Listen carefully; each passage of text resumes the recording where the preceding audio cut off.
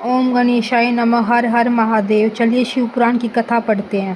पुराण की कथा में आगे ये बताया गया है, जो चंचुला थी वो प्रार्थना से ब्राह्मण उसे पूरा शिव पुराण और समय अनुसार शरीर छोड़कर शिवलोक में जा चंचुला पार्वती जी की सखी बन गई थी और सुख भोग रही थी। तो उसने कैसे सुख भोगा इतने बुरे कर्म करके भी, ये इस कथा में बताया गया है। तो मैं बताती हूँ आपको।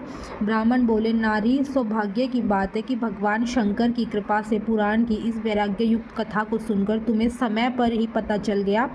ब्राह्मण पत्नी, तुम डरो मत, भगवान शिव की शरण में जाओ। शिव की कृपा से सारा पाप तत्काल नष्ट हो जाता है।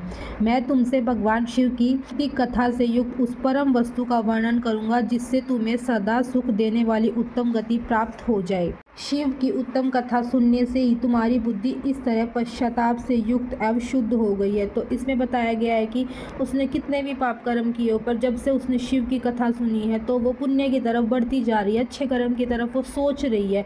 उसका ब्राह्मण उसको कहते हैं, पश्चाताप ही पाप करने वाले पापियों के लिए सबसे बड़ा प्रायश्चित है। सत्पुरुषों ने सबके लिए पश्चातापो ही समस्त पापों का शोधक बताया है। पश्चाताप से ही पापों की शुद्धि होती है। जो पश्चाताप करता है वही वास्तव में पापों का प्रायश्चित करता है। सत्पुरुषों ने समस्त पापों की शुद्धि के लिए प्रायश्चित का उपदेश दिया है। वह सब पश्चाताप से संपन्न हो जाता है। मतलब कितना भी बड़ा आपने पाप किया हो, अगर आपके मन में और दिल में ये भाव उत्पन्न हो गया है कि आप पापी हो, आप उसको एक्सेप्ट करते हो भगवान के सामने, तो पश्चाताप से उस पाप को काटा जा सकता है भक्ति के द्वारा और शिव पुराण की कथा को पढ़कर या सुनकर।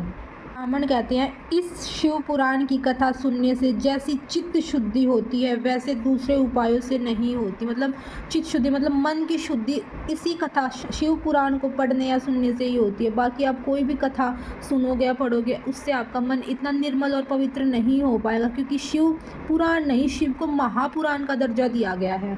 चित्त शुद्धि होने से महेश्वर की भक्ति अपने दोनों पुत्रों के साथ ज्ञान और वैराग्य के साथ निश्चय ही प्रकट होती है। अगर आपका मन शुद्ध हो गया है तो आपको ज्ञान और वैराग्य ज़रूर मिलेगा। बिल्कुल भी संशय नहीं है कि जो मुक्ति से वंचित है उसे पशु समझना चाहिए, क्योंकि उसका चित्त माया के बंधन में आ सकता है। वह निश्चय ही संसार बंधन से मुक्त नहीं हो पाएगा। जो माया है, ये संसार में हम जिन रिश्तों में बंधे हैं ये सब माया ही तो हैं जो हमें भगवान से अलग करते हैं। पर हमें ये कथा भगवान के करीब लेके जाती है, शिव के करीब लेके जाती है। और जितनी भी माया है हमारे पास, उससे हमारा जो संबंध है वो शरीर से तो रहता है पर मन से नहीं रहता। मन से हम कनेक्ट सिर्फ भगवान से कर पाते हैं, फिर मन से हमारा कनेक्शन धीरे धीरे धीरे धीरे ब्रेक होने लगता है। तो शिव पुराण की कथा यही कहती है